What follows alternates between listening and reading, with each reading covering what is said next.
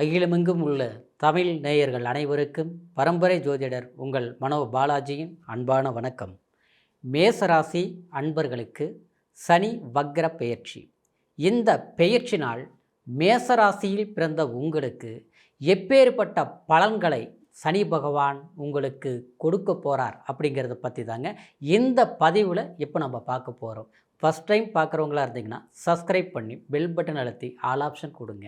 மேச ராசிக்கு சனி பகவான் இப்போது விரயஸ்தானமான 12ஆம் இடத்தில் சஞ்சாரம் பண்ணிகிட்ருக்கிறாருங்க.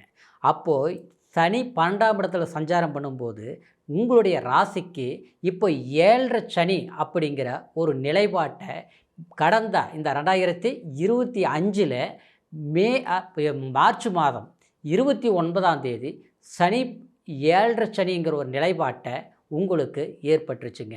அப்போது இந்த காலகட்டத்தில் பார்த்துட்டோம்னா உங்களுக்கு 7.5 சனின்னா சொல்லணுங்களா, ஒரு மனக்குழப்பம், மன சஞ்சலம், நம்ம எந்த முடிவுகள் எடுக்கலாம்னாலும் அது சரியாக தப்பா அப்படிங்கிற ஒரு குழப்பங்களை ஏற்படுறது மட்டும் இல்லாமல் சில முயற்சிகள் எடுத்தாலும் அந்த முயற்சிகள் அந்த வேலையை எதிர்பார்த்த நேரத்தில் சரியாக செய்து முடிக்க முடியாமல் கால தாமதங்கள் ஆகிறதும், அந்த ஒரு முயற்சி எடுத்து நம்ம அந்த வேலையை செய்தாலும் அதனால் சரியான ஒரு ஆதாயங்கள் கிடைக்காம மற்றவங்களுக்கு சாதகமாக போகக்கூடிய ஒரு நிலைப்பாடு, இந்த மாதிரி ஒரு சூழ்நிலைகள் எல்லாமே மேசராசி அன்பர்கள் கடந்த காலத்தில் சந்திச்சுட்டு வந்துட்டுருக்கிறீங்க. இந்த சூழ்நிலையில் இருக்கிற போது அந்த சனி 12ஆம் இடத்தில் இருக்கக்கூடிய சனி 3ஆம் பார்வையாக உங்களுடைய குடும்பஸ்தானத்தை பார்க்குது. அப்போது குடும்பஸ்தானத்தை பார்க்கும்போது என்னாகும், அதாவது குடும்பத்தில் எதிர்பார்க்கக்கூடிய ஒரு ஒற்றுமை நிலைப்பாடு இல்லாத அளவுக்கு ஒரு வருத்தங்களை உண்டாகக்கூடிய ஒரு சூழ்நிலைகள் உருவாகியிருக்கும். அதே சமயத்தில் சிலருக்கு பார்த்தோம்னா குடும்பத்தில் பண விரயங்களும் குடும்ப மனச்சங்கடங்களும், அடுத்தது பார்த்தோம்னா தேவையில்லாத சில மருத்துவ செலவுகளும் இதெல்லாமே கடந்த காலத்தில் உங்களுக்கு ஏற்பட்டுட்டு இருந்தது. அதனால தான் 7.5 சனி வரும்போது எப்பேறுபட்டவங்களும் ஒரு பயத்தை கொடுக்கறது, ஐயோ 7.5 சனி வந்துருச்சே, நான் என்ன செய்கிறது, எது செய்தாலும் எனக்கு பிரச்சனையாக வந்துடுமா, எப்படி வாழ்கிறது, என்ன செய்கிறதுங்கிற அளவுக்கு சில பேர் பயப்படுவாங்க. கண்டிப்பாக அந்த பயமே தேவையில்லைங்க. ஏன்னா உங்களுக்கு சனி பாதகாதிபதி தான். அப்போது 12ஆம் இடத்துல இருக்கும்போது உங்களுடைய பார்வை நிலைப்பாட்டில் பார்த்துட்டோம்னா இப்போது நேரத்துக்கு சனி வக்ரம் ஆகுதுங்க.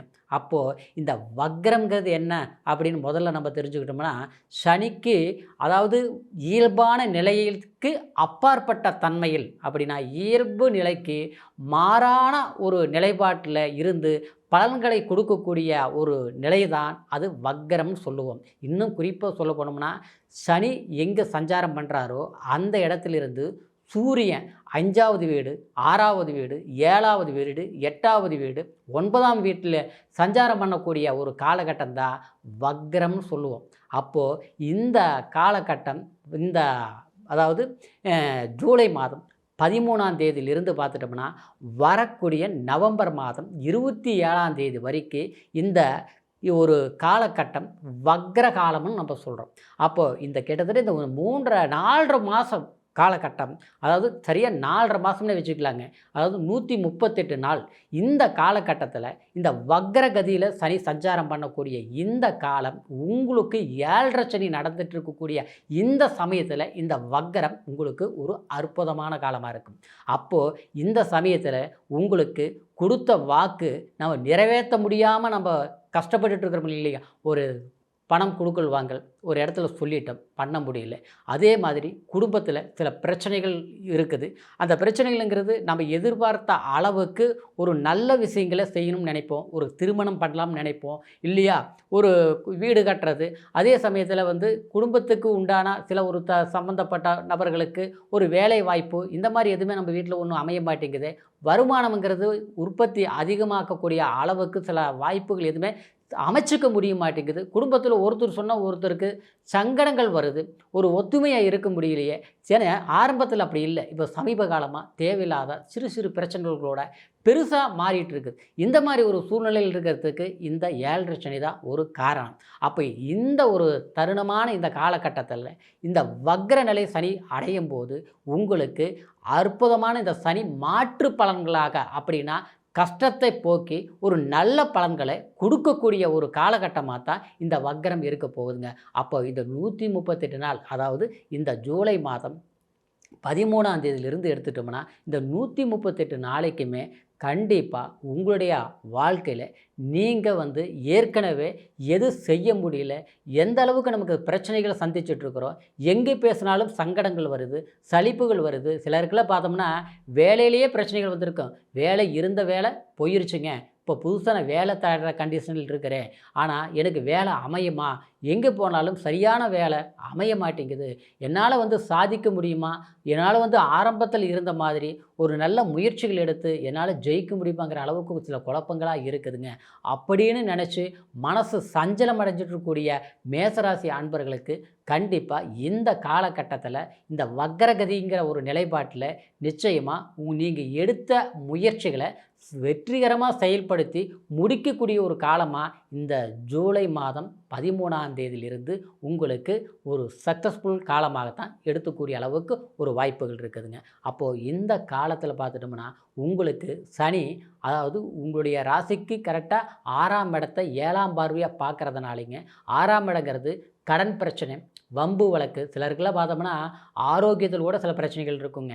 நல்லாவே இருக்குதுங்க, திடீர்னு பார்த்தோம்னா கை கால் ஓஞ்சு மாதிரி இருக்குது, மாதிரி ஒரு இன்ட்ரெஸ்ட் எடுத்து வீட்டை விட்டு வெளியே போக முடிய மாட்டேங்குது, அப்படியே போனாலும் எந்த வேலையும் சந்தோஷமாக முடிச்சுட்டு நான் வீட்டுக்கு வர முடிய மாட்டேங்குதுங்க.